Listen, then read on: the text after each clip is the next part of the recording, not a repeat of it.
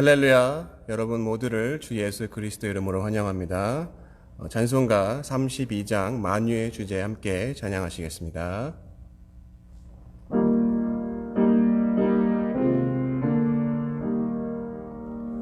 만유의 주제 존귀하신 예수 사람이 되신 하나님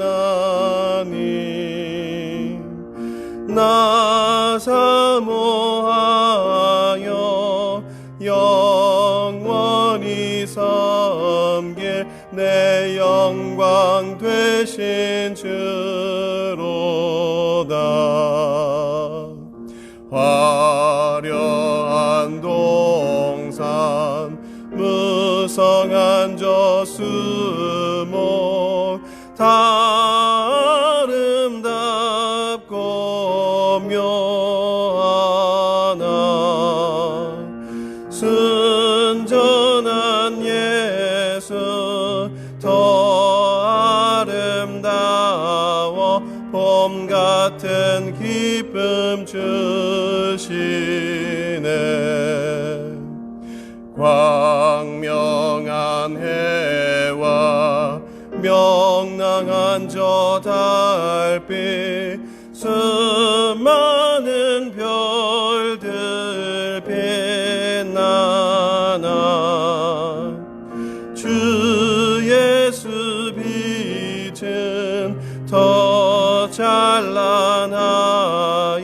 참 비교할 수 없도다.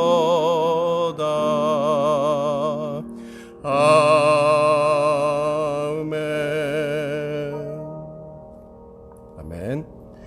191장 내가 매일 기쁘게 함께 찬양하시겠습니다.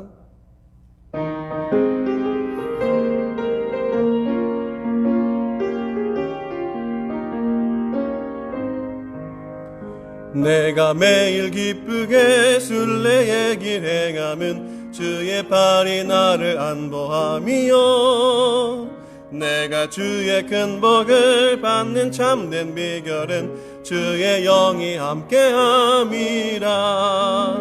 성령이 계시네 할렐루야 함께하시네. 좁은 길을 걸으며 밤낮 기뻐하는 것 주의 영이 함께함이라. 전에 죄에 빠져서 평안함이 없을 때 예수 십자가의 공로 힘입어 그 발 아래 엎드려 잠든 평화 얻음은 주의 영이 함께함이라. 성령이 계시네 할렐루야 함께하시네. 좁은 길을 걸으며 밤낮 기뻐하는 것 주의 영이 함께함이라. 나와 동행하시고 모든 염려하시니 나는 숲의 새와 같이 기쁘다. 내가 기쁜 마음으로 주의 뜻을 행함은 주의 영이 함께함이라. 성령이 계시네 할렐루야 함께하시네. 좁은 길을 걸으며 밤낮 기뻐하는 것 주의 영이 함께함이라. 세상 모든 욕망과 나의 모든 욕망은 십자가에 이미 못을 박았네. 어두운 밤이 지나고 무거운 짐 벗으니 주의 영이 함께함이라. 성령이 계시네 할렐루야 함께하시네. 좁은 길을 걸으며 밤낮 기뻐하는 것 주의 영이 함께함이라. 아멘. 제가 기도하겠습니다. 하나님 아버지 감사합니다. 우리를 주님의 전으로 불러주시고 주님을 찬송하며 경배하며 예배하게 해주시니 그 은혜 감사드립니다. 특별히 오늘은 성령 강림 주일입니다. 이 시간 성령으로 함께하여 주셔서 우리의 심령이 새로워지게 주님 도와주시고 주님이 기뻐하시는 삶으로 우리가 거듭날 수 있는 복된 시간으로 저희를 축복하여 주시옵소서. 이 모든 말씀 살아계신 예수 그리스도의 이름으로 기도드렸습니다. 아멘. 오늘 하나님의 말씀은 사도행전 2장 1절부터 12절입니다. 오순절 날이 이미 이름에 그들이 다 같이 한 곳에 모였더니 호련히 하늘로부터 급하고 강한 바람 같은 소리가 있어 그들이 앉은 온 집에 가득하며 마치 불의 혀처럼 갈라지는 것들이 그들에게 보여 각 사람이 하나씩 임하여 있더니 그들이 다 성령의 충만함을 받고 성령이 말하게 하심을 따라 다른 언어들로 말하기를 시작하니라. 그때 경건한 유대인들이 천하 각국으로부터 와서 예루살렘에 머물러 있더니 이 소리가 나매 큰 무리가 모여 각각 자기의 방언으로 제자들이 말하는 것을 듣고 소동하여 다 놀라 신기하게 여겨 이르되 보라 이 말하는 사람들이 다 갈릴리 사람이 아니냐. 우리 각 사람이 난 곳 방언으로 듣게 되는 것이 어찌 됨이냐.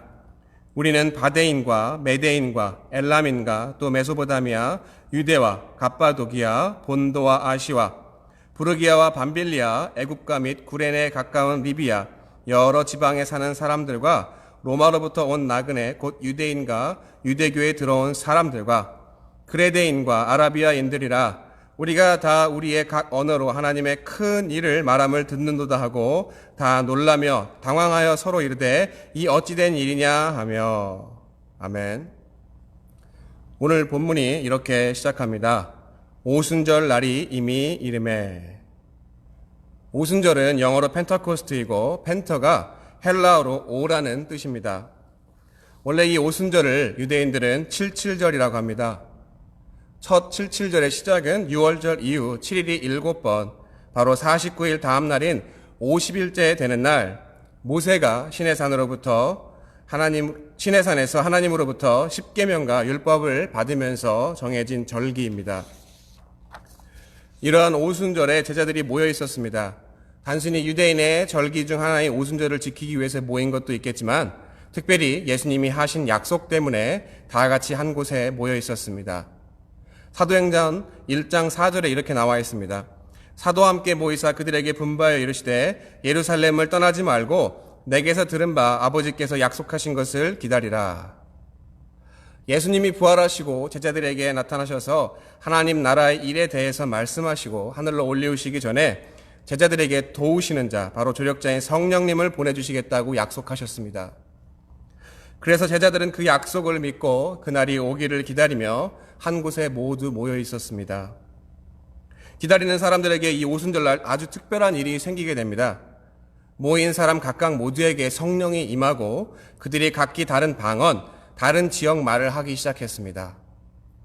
그리고 여러 지역에 흩어져 지내다가 6월절 절기를 지키기 위해서 예루살렘에 모인 유대인 이민자들이 자신들이 살고 있는 지역말로 말을 하고 있는 제자들의 모습에 모두 깜짝 놀라게 되었습니다. 여기서 잠깐 유대인 이민자라고 하면 디아스포라라고 하는데 쉽게 설명하면 미국에서 태어나 살고 있는 한국계 2세 정도로 생각하시면 됩니다. 이러한 유대계 2세가 바데, 메데, 또 엘람, 메소포타미아, 갑바도기와 아시아, 부르기아, 밤빌리아, 애굽, 리비아, 로마, 그리고 그레데와 아라비아로부터 와서 예루살렘에 모여있는 갈릴리 사람들, 바로 유대인 1세들인 예수님의 제자들이 자신들의 지역말, 방언으로 말하는 것을 목격하게 된 것입니다. 그럼 그런 신기한 일이 방언을 통해서 제자들이 각 지역말로 도대체 무슨 말을 했었을까요? 11절 후반에 이렇게 나와 있습니다. 우리가 다 우리의 각 언어로 하나님의 큰 일을 말함을 듣는도다 하고. 성령이 임한 제자들이 각 나라 말로 하는 내용들은 다름 아닌 하나님의 큰 일을 말하고 있는 것이었습니다. 그 큰 일이 무엇이었을까요? 읽으신 본문 14절 이후 14절에서 37절까지 베드로가 각지에서 모인 사람들 앞에서 그 큰 일이 무엇인지 설교를 하고 있습니다. 그 중에 가장 핵심 구절인 21절에 이렇게 이야기합니다. 누구든지 주의 이름을 부르는 자는 구원을 받으리라 하였느니라. 인간이라면 모두 죽을 운명인 사망 권세를 깨고 부활의 첫 열매가 되신 예수님을 믿는 믿음으로 모두 다 구원을 받으라는 구원의 소식을 각기 다른 방언으로 말하고 있는 것이었습니다. 결국 이 사건으로 각지에서 모인 사람들이 회개하고 예수 그리스도를 주로 모시고 구원받게 되었습니다. 그리고 그 숫자가 무려 3,000명이나 되었습니다. 여러분, 오늘 오순절 성령 강림의 사건의 핵심이 무엇이라고 생각하고 계신가요? 저도 처음 믿을 때 오늘 본문을 가지고 가볍게 생각했었고 지금도 많은 분들이 오해하고 있는 부분이 있습니다. 그것은 오순절 이꼴 성령, 그리고 성령 이꼴 방언입니다. 하나님께서 방언을 통해서 무엇을 하시고자 했는지에 대한 관심과 올바른 이해가 없이 보여지는 현상, 바로 방언 그 자체만을 신기하고 그것만이 성령 충만함의 증거로 오해하는 것입니다. 더군다나 우리가 현재 일반적으로 이야기하는 방언은 오늘 성경 본문에서 이야기하는 각 지역 말, 의사소통을 할 수 있는 언어가 아닙니다. 방언을 말하는 사람도 또 듣는 사람도 무슨 말인지 잘 모르는 비언어적 방언인 게 사실입니다. 제가 한국에 있을 때 아는 교수님이 사모님을 따라 한 성령 집회에 참석하셨다고 하셨습니다. 그날 마침 강사 목사님이 방언 받기 원하시는 분들을 일어서라고 해서 도대체 무엇을 하려고 하나 지켜보았다고 합니다. 그랬더니 일으켜 놓은 사람들에게 이야기하기를 할렐루야 한번 해보십시오. 또 할렐루야 한번 해보십시오. 계속해서 할렐루야, 할렐루야, 더 빨리 할렐루야. 아주 황당한 이야기였습니다. 또 다른 방언의 예가 또 다른 방언의 예를 하나 제가 들어볼까요? 제가 아는 어떤 분이 계신데 그분은 자타공인 영성가라고 하는 분이십니다. 특별히 그분은 성령과 영성 그리고 방언을 자주 이야기하시는 분이었습니다. 어느 날 그분이 직접 방언하시는 걸 들었는데 하도 성령과 영성과 방언 이야기를 하셔서 저도 처음에는 현혹되어 그분의 방언은 뭔가 특별한 것 같았고 언어처럼 들렸었습니다. 하지만 시간이 지나 그분의 평소의 삶을 잘 들여다보게 되니 오히려 그분이 이야기하는 방언 못하는 분들, 바로 성령과 영성과는 거리가 먼 사람들보다 특별한 방언이라고 이야기하시는 그분이 더 쉽게 화내고 다른 사람들을 인격적으로 무시하는 말과 행동들을 하시는 것을 제가 목격했습니다.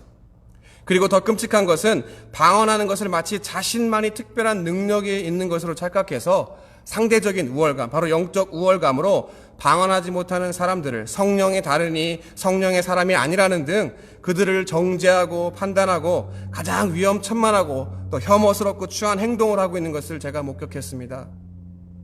여러분 잘 아시다시피 갈라디아서의 성령의 열매들이 무엇인지를 잘 살펴보시면 열매가 없는 사람이 하는 방언은 성경이 말하는 올바른 방언도 아니고 방언 그 자체가 성령 충만함을 이야기하는 것도 결코 아닙니다. 바로 성령 강림의 사건의 핵심은 방언이 아니라 하나님의 큰 일, 바로 구원의 복음을 모든 사람들의 각지의 언어로 잘 알아들을 수 있도록 방언을 도구로 쓴 성령님의 능력의 일부를 드러내는 사건이었던 것입니다. 예수님도 이 땅 가운데 오셔서 그냥 복음을 전한 것이 아니었습니다. 아마 그냥 복음을 전했다면 사람들은 관심조차도 갖지 않았을 것입니다. 그래서 복음을 전하기 위한 도구로서 온갖 기적과 이적을 행하셨습니다. 그리고 그 기적과 이적은 바로 자신이 능력의 하나님이신 것을 드러내고 증명하시기 위한 것이었습니다. 하지만 사람들은 그 기적과 이적을 통해서 예수님이 말씀하시고자 하는 복음은 뒷전이었고 기적과 이적에만 초점을 두었습니다. 결국 그들은 제자가 아닌 무리로 남았습니다. 우리도 성령 강림의 사건을 본질이 아닌 능력의 하나인 방언에만 초점을 두면 결국 제자가 아닌 무리로밖에 남지 않는 것입니다. 제가 이전에 바벨탑에 대한 설교를 드린 적이 있습니다. 그때 내용의 핵심은 하나님과 같아지려고 하는 교만한 사람들이 하나 되어 똘똘 뭉쳐 하늘에 닿기 위한 바벨탑을 쌓았습니다. 그때 우리라고 표현되는 삼위일체 성부, 성자, 성령의 하나님이 탑을 쌓기 위해 모인 각 사람들에게 내려 언어를 혼잡케 하시고 그들을 여러 곳으로 흩으신 사건이었습니다. 결국 인간의 교만함으로 시작한 일은 자신들이 의도한 것처럼 하나됨, 연합하지 못하고 오히려 분열하게 되었습니다. 하지만 오늘 본문의 성령 강림의 사건은 바벨탑의 사건처럼 하나로 모인 것은 같지만 그 모인 이유도 다르고 결과도 다른 것이었습니다. 예수님이 십자가에 달려 돌아가시고 부활하시기 전 예수님이 없는 제자들은 자신들은 이제 아무것도 아닌 존재라는 것을 깨닫게 되었습니다. 낮아질 대로 낮아진 자존감 그리고 두려움에 도망쳐 떨고 있는 제자들에게 부활하신 예수님은 나타나셨습니다. 제자들은 잠시나마 안도했지만 예수님은 하늘로 올리우신 후 자신이 없는 제자들의 상태가 어떠할지를 너무나도 잘 아셨기 때문에 제자들에게 도울 자 바로 성령을 보내주시기로 약속하셨습니다. 결국 예수님이 없이는 아무것도 할 수 없는 제자들은 겸손해졌습니다. 그리고 자신 혼자서는 감당할 수 없기에 서로가 서로를 의지하며 예수님의 약속을 기다렸습니다. 그렇게 하나 되어 똘똘 뭉친 각 사람들에게 성령님이 임하게 되었습니다. 그리고 각기 다른 방언을 말하게 되었습니다. 그것은 하나님이 계획하신 일이었습니다. 바벨론의 사건으로 언어가 혼잡케 되어 흩어진 사람들을 모두 한 곳에 모아 성령의 역사인 방언, 바로 그들의 언어로 하나님의 큰 일, 바로 구원의 소식을 듣도록 하고 결국 모두가 회개하고 하나 되는 연합의 사건이 바로 오순절 성령 강림의 사건인 것이었습니다. 오늘 말씀의 제목이 무엇입니까? 다 같이 한 곳에 모였더니. 모임의 이유는 간단합니다. 성령을 기다리기 위함입니다. 그리고 그 성령이 임하게 되면 그 결과는 방언 자체가 아닌 온전한 연합입니다. 하지만 이러한 연합을 위해서는 조건이 있습니다. 먼저 약속을 가지고 모이는 것이 중요한 것입니다. 그리고 그 약속이 주는 의미는 우리가 할 수 없음을 인정하고 나를 도울 자, 조력자이신 성령 하나님을 의지해야 하는 겸손함이 먼저 있어야 됩니다. 또한 나 혼자가 아니라 서로가 서로를 의지하고 도울 때 성령님은 약속을 믿고 기다리는 사람 개개인에게 임하고 모두를 하나 되게 하시는 것입니다. 그 성령의 능력은 무엇으로 나타날지 우리는 알 수 없습니다. 기적과 이적과도 같은 다른 언어인 방언으로 나타날 수도 있습니다. 하지만 방언이 아닌 다른 능력으로도 임할 수 있습니다. 구원의 복음을 필요로 하는 모든 이들이 구원의 복음을 확실하게 듣고 쉽게 이해할 수 있는 능력은 그 어떤 것으로도 임할 수 있는 것입니다. 에베소서 4장 11절 13절에 그리스도와 한몸 되게 하는 성령의 능력이 무엇인지 이렇게 이야기합니다. 그가 어떤 사람은 사도로, 어떤 사람은 선지자로, 어떤 사람은 복음 전하는 자로, 어떤 사람은 목사와 교사로 삼으셨으니 이는 성도를 온전하게 하여 봉사의 일을 하게 하며 그리스도의 몸을 세우려 하심이라. 우리가 다 하나님의 아들을 믿는 것과 아는 일에 하나가 되어 온전한 사람을 이루어 그리스도의 장성한 분량이 충만한 데까지 이르리니. 겸손한 마음으로 약속을 기다리고 성령이 임하시면 그 성령의 능력으로 말미암아 모두가 하나 되고 진정한 연합을 이룰 수 있는 것입니다. 여러분, 지금 우리는 육체적으로는 한 공간에 모일 수가 없는 상황 가운데 있습니다. 하지만 이 상황이 오히려 우리가 겸손해지는 계기가 되었습니다. 민주주의와 자본주의의 끝판왕이라고 여기는 교만한 미국이 결코 무너지지 않을 것과 같은 바벨탑을 쌓아도 결국 하나님이 하고 흩으시고 보호해 주시지 않으면 아무것도 아니라는 사실입니다. 우리는 코로나 바이러스가 아니더라도 결국 누구나 한 번은 때가 되면 죽는 연약한 존재인 유한한 인간입니다. 이러한 비극에 처한 우리에게 영원하신 하나님의 큰일, 바로 나를 구원해 주실 이는 오직 하나님 한 분뿐이라는 것을 인정하는 겸손함이 그 어느 때보다 필요합니다. 그리고 나 혼자가 아니라 그러한 마음을 가진 사람 모두가 공간적 장소는 다르지만 서로의 처소에서 모여 합심하여 힘써 기도하며 성령을 기다려야 합니다. 그럴 때 성령님이 우리 개개인에게 모두 임하시고 각자의 상황에 맞는 성령의 능력을 우리에게 부어주셔서 우리 주변 모두에게 하나님의 큰일인 예수 그리스도를 통한 구원의 소식을 전달할 수 있게 되고 이제는 흩어지는 것이 아닌 하나 되는 연합을 이룰 수 있는 것입니다. 이러한 거룩한 일에 동참하시는 저와 여러분이 되시기를 이 시간 간절히 바랍니다. 제가 기도하겠습니다. 사랑의 하나님 감사합니다. 우리가 날마다 교만함으로 하나님과 같아지려고 했고 또 우리가 현상만 바라보고 주님이 우리에게 하시고자 하는 그 말씀의 본질이 무엇인지를 깨닫지 못하고 살아갈 때가 너무나도 많았습니다. 하지만 성령 강림 주의를 통하여서 성령의 역사가 무엇을 의미하는지 알게 해주시니 감사합니다.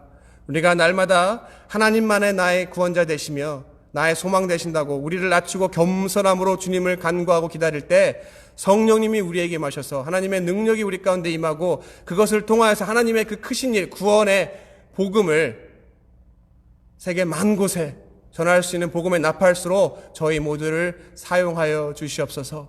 그래서 우리 모두가 회개하고 주님 앞에 돌아나와서 예배할 수 있는 하나 되는, 연합되어지는 그러한 일이 하루속히 올 수 있도록 우리를 축복하여 주시옵소서. 이 모든 말씀 살아계신 주 예수 그리스도의 이름으로 기도드렸습니다. 아멘.